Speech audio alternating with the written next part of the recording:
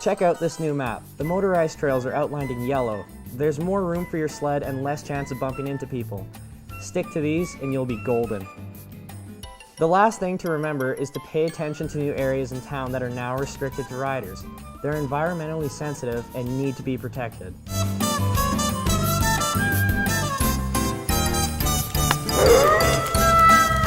You don't want to end up like that guy.